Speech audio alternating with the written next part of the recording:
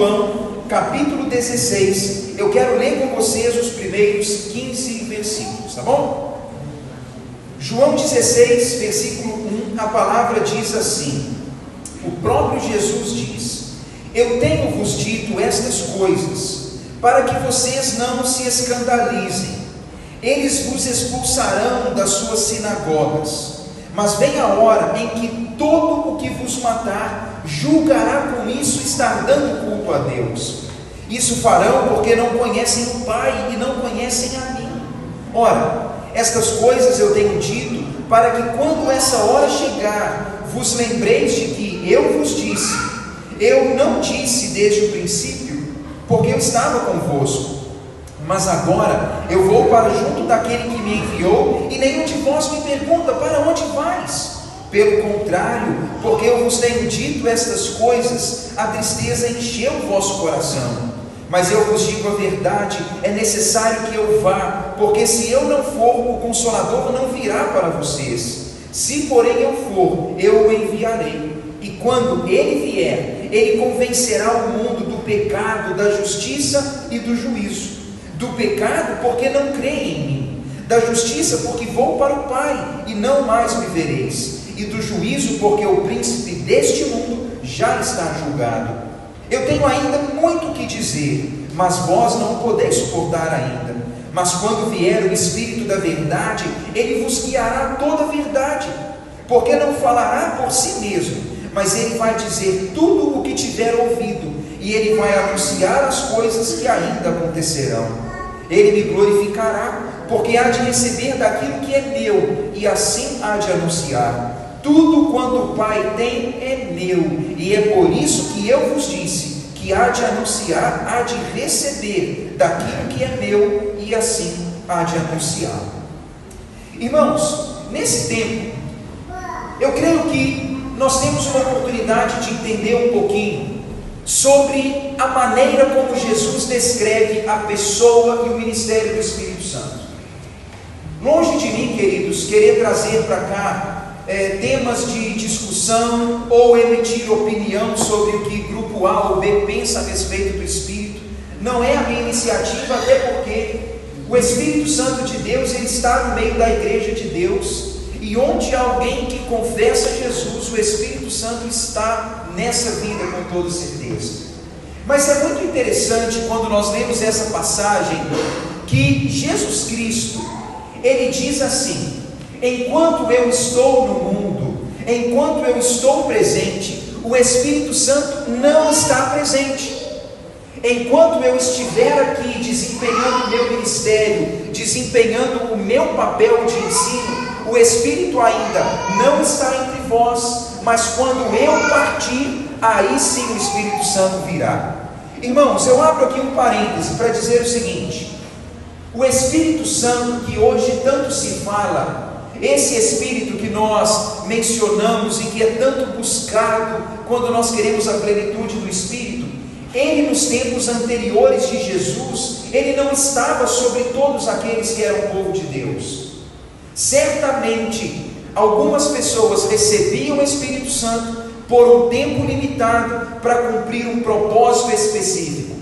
Sacerdotes recebiam, alguns juízes receberam, reis receberam, mas antes de Jesus Cristo, o Espírito Santo não estava sobre toda a comunidade de Israel. E mesmo nos dias de Jesus, o Espírito ainda não estava agindo dessa forma. Mas é curioso que à medida em que a morte de Jesus se aproxima, ele chega para os seus discípulos e fala: olha, o tempo da minha partida está chegando, e o coração de vocês está cheio de tristeza. Eu sei que após a minha morte, vocês vão ser perseguidos, até mesmo religiosos vão matar vocês, acreditando que estarão louvando Deus Pai por meio da perseguição. Mas Jesus diz assim: quando eu for, eu enviarei o Espírito Santo, que ele chama nessa passagem de Consolador ou advogado. Ele fala: eu vou enviar o Espírito e ele estará com vocês, capacitando e preparando para lidar com aquilo que vai acontecer depois da minha partida. Sabe o que isso significa, irmãos? que por mais que nós admiramos Moisés, Abraão e os heróis do Antigo Testamento, Deus preparou para aqueles que vieram após Jesus Cristo o grande privilégio de ter o Espírito Santo. Mesmo no Antigo Testamento, profetas falavam que um dia o Espírito Santo viria e ele habitaria sobre jovens, velhos, crianças, homens e mulheres, pessoas diferentes, quando elas crescem em Cristo Jesus. E é por isso que hoje, em qualquer lugar da terra, quando alguém ouve a palavra da salvação, coloca a sua fé em Jesus Cristo, o Espírito Santo vem e passa a morar dentro dessa pessoa. Esse é um privilégio e uma bênção que Jesus Cristo nos deu. Mas sabe, irmãos, eu acho que existe uma série de questões e dúvidas ainda. Talvez a grande pergunta que nós faríamos é, mas pastor Tiago, qual que é o ministério do Espírito Santo então? Qual que é o papel dele? Como que o Espírito age? Qual que é o ministério central do Espírito Santo? Qual que é? O que é que você acha que o Espírito faz? Eu quero te mostrar, querido, nesses minutos que a gente tem, como Jesus descreve o ministério do Espírito Santo. E é muito curioso que não só no capítulo 16, mas até mesmo nos capítulos anteriores, Jesus Cristo disse que o Espírito Santo seria enviado em o nome de Jesus, ele estaria com eles para ensiná-los e para fazê-los lembrar os ensinamentos de Jesus. Isso está em João capítulo 14, versículo 26. Quando nós avançamos um pouco para o capítulo 15, Jesus disse que o Espírito Santo viria para dar testemunho sobre Jesus. No texto que lemos no capítulo 16, o próprio Jesus fala que o Espírito virá para convencer o mundo. Jesus disse que ele vem também para guiar o homem em todo o caminho da verdade, anunciando as coisas que virão no futuro. E no versículo 14, Jesus disse que o Espírito o glorificaria. Bem, talvez você está pensando assim, mas onde esse pastor quer chegar? Irmãos, parem para pensar comigo. Jesus Cristo, ele apresenta o ministério do Espírito Santo estritamente ou muito fortemente vinculado com a vida e a pessoa de Jesus Cristo. Irmãos, ouçam isso, é o que o próprio Jesus diz. Ele fala, a vinda do Espírito Santo, ela é para trazer um conhecimento de mim mesmo para o mundo. Para pensar, irmãos, como isso é esclarecedor. Jesus fala, o Espírito vai vir, ele vai ensinar vocês, ele vai convencer o mundo que ele precisa de mim, ele vai falar de mim, ele vai lembrá-los das coisas que eu falei. Jesus Cristo está dizendo que o Espírito Santo vai vir como alguém que vai lembrar todas as gerações de quem Jesus Cristo é. Porque, meus queridos, se alguém acredita que o ministério de Cristo é diferente do ministério do Espírito Santo, está completamente enganado. Assim como o Pai e o Filho estavam sintonizados durante a vida de Jesus, assim também a vinda do Espírito Santo, ela não foi uma obra inútil, ela não foi simplesmente para gerar confusão e conflito. A vinda do Espírito Santo, ela tem uma ideia básica e principal: declarar aos quatro cantos da terra que Jesus Cristo é o Filho de Deus e que o mundo precisa dele, Jesus, para a sua salvação. É por isso que Jesus fala, quando vier o Consolador, que é o Espírito Santo, ele vai dar testemunho de mim mesmo, e ele também vai capacitá-los para testemunhar. Nesse momento, irmãos, eu quero dizer para vocês que quando você pensar no Espírito Santo, você pode pensar no Espírito Santo com uma certeza básica: o propósito do Espírito Santo é conduzir cada coração até Jesus Cristo. É nisso que o Espírito Santo trabalha, é nisso que ele se envolve, geração após geração. Ele está falando nos corações, usando os seus servos para poder levar o conhecimento de Jesus até as pessoas. Está vendo como é simples? É Jesus falando, irmãos. Ele fala: é o meu Espírito, ele vai vir para cumprir esse papel. E olha como que é muito interessante quando ele fala no versículo 7, leia comigo de novo, quando Jesus diz: mas eu vos digo a verdade, é necessário que eu vá, porque se eu não for, o Consolador não virá para vocês, mas se eu for, eu vou enviar o Consolador, que é o Espírito Santo, e quando ele vier, ele vai convencer o mundo do pecado, da justiça e do juízo. Irmãos, pensem nisso. O Espírito Santo vem depois que Jesus Cristo volta para o Deus Pai após a sua ressurreição, e Jesus diz: ele virá para convencer o mundo todo de que o mundo é pecador, de que Jesus é justo e de que o juízo de Deus é inevitável. Parem para pensar, queridos. O Espírito Santo vem para declarar a cada geração e a cada homem e mulher que a condição desse mundo, ela é deplorável aos olhos de Deus. Não significa, irmãos, que o ministério do Espírito Santo é um ministério de acusação. Não significa que é um ministério de condenação. É pelo contrário, é um ministério de dizer assim: olha, você precisa de Jesus, esse mundo é mau, você precisa de reconciliação com Deus, você precisa se preparar, porque o fim da vida, ele é inevitável, e um dia você vai prestar contas para o seu Criador. O ministério do Espírito Santo é esse. E Jesus Cristo então, ele fala, ele vai convencê-los do pecado, porque não creem em mim. Irmãos, pecado é pecado, a gente sabe disso, e é muito comum a gente ouvir isso no meio do povo religioso, né? Que não tem pecadinho nem pecadão, tudo é pecado. Irmãos, certo, erro é erro, né? Quem erra 1 quilômetro, né, para lá, ou quem erra 10 centímetros para cá, é erro, está errado, saiu da linha, está errado, basicamente.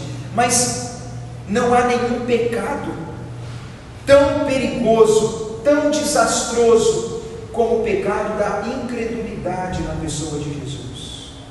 Queridos, não se enganem, o maior erro que uma pessoa poderia cometer na sua vida é não colocar o seu coração em Jesus Cristo, crendo nele como único e suficiente Salvador. Quando alguém não confia em Jesus como seu suficiente Salvador, essa pessoa comete o maior erro do mundo. E é Jesus que está falando: o Espírito vai vir e ele vai convencer o mundo de que ele é pecador, porque o mundo não está me aceitando. E quando eu falo essa palavra, queridos, eu repito algo que já falei aqui muitas vezes: o nosso mundo tem antipatia de Jesus. Não venho aqui de maneira nenhuma julgar o valor de ninguém, mas pense comigo, o mundo não blasfema o nome de Alá ou Maomé ou Buda, ele não blasfema o nome dos santos das igrejas, não blasfema o nome de Maria, mãe de Jesus, mas Jesus Cristo é alvo de ódio. E a grande pergunta que faço é: por quê? Por que será, queridos, que o nome de Jesus é tão odiado? Por que será que na boca dos profanos o nome de Jesus é tratado como um sinônimo de intolerância, como alguém que é odioso e odiável? Por quê? Se ele foi o homem mais fantástico que pisou nessa terra,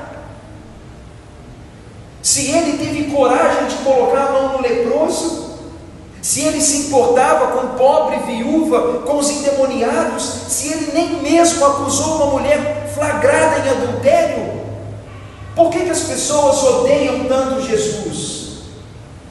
Por que será, queridos, que as pessoas acabam elegendo para si tantos deuses e não colocam Jesus na prateleira principal da vida delas?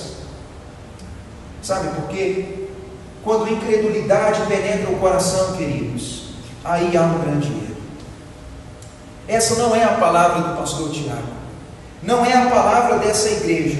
Jesus diz: quando o Espírito Santo vier, ele vai convencer o mundo do pecado, porque o mundo não crê em mim. E esse é um grave erro, queridos. Eu gostaria de dizer que quando Jesus Cristo traz essa palavra, Jesus não traz essa palavra num ambiente, queridos, de juízo, de modo algum. Jesus, ele fala isso apresentando oportunidade. Sabe por quê?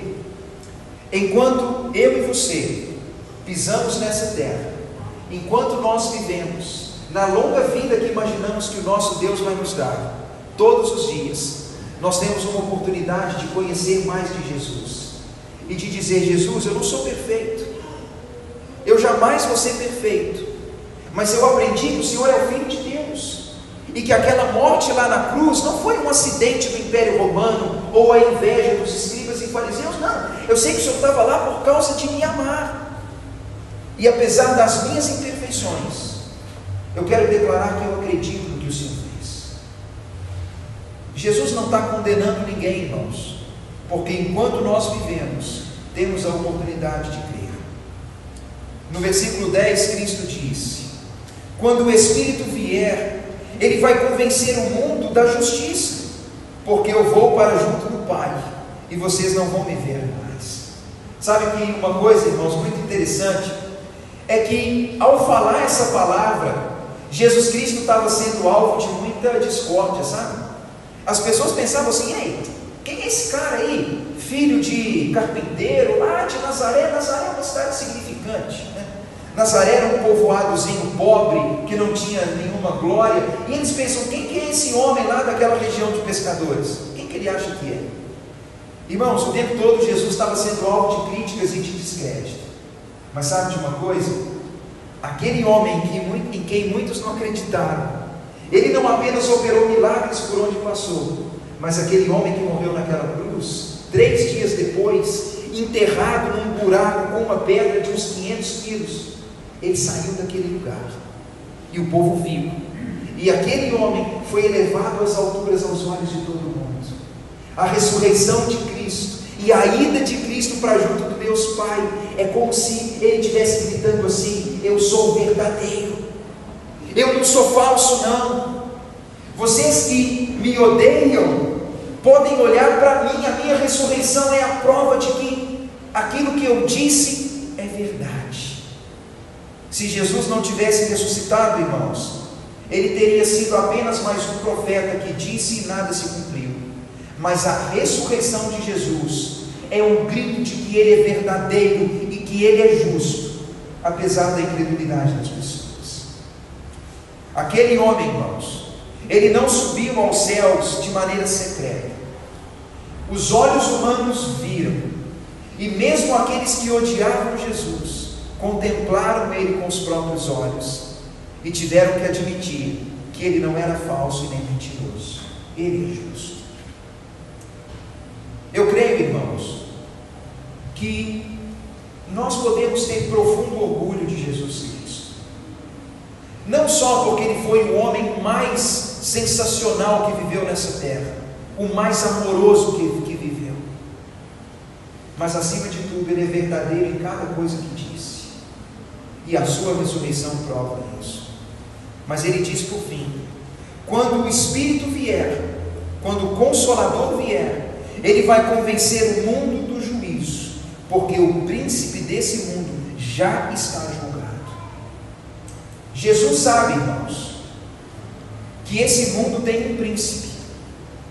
Não é que ele é um arquirrival de Deus, o Criador, mas ele é o príncipe eleito pela criação. E o príncipe desse mundo tem nome.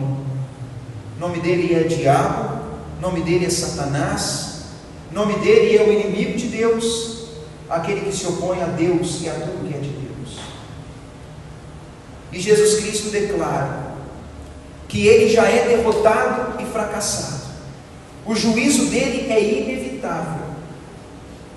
E que no final das contas, irmãos, ainda que o mundo se importe, se preocupe muito com essa coisa de mas o diabo, mas o diabo, mas o diabo, irmãos, é derrotado, fracassado e vencido. Alguns poderiam dizer assim: mas Jesus morreu na cruz, aquilo foi obra do diabo, lá ele foi derrotado. Irmãos, esqueçam disso. Jesus morreu na cruz porque quis. Ele aceitou aquela morte voluntariamente, e quando ele morre na cruz, Jesus Cristo, ele humilha o diabo, Ele humilha aqueles que são inimigos de Deus. Sabe por quê?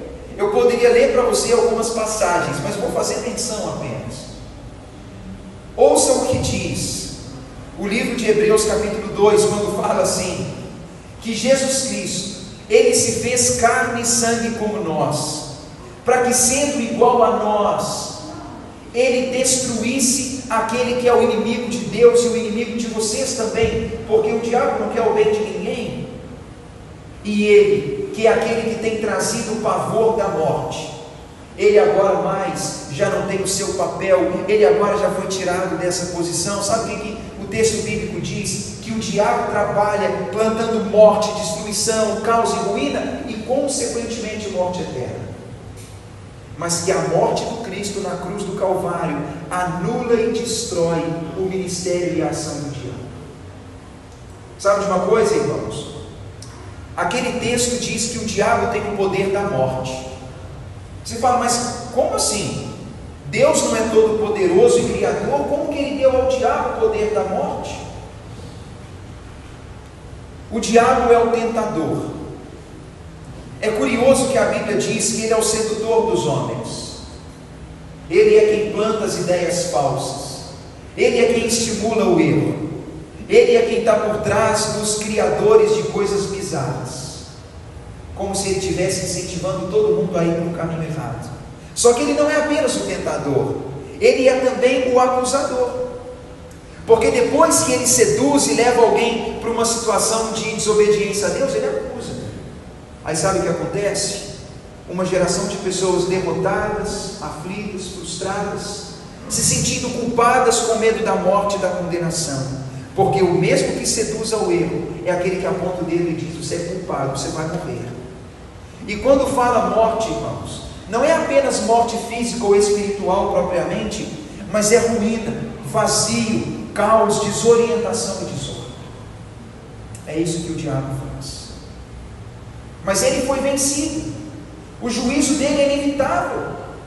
E ainda hoje, quando alguém coloca a sua fé na pessoa de Jesus, o diabo e as obras do diabo são completamente anuladas.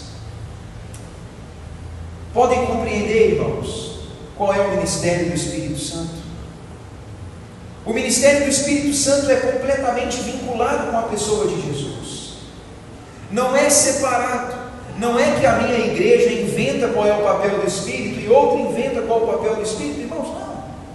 O Espírito está trabalhando no meio da igreja de Cristo, de maneira geral, fazendo com que os corações se voltem para Jesus de todo o coração.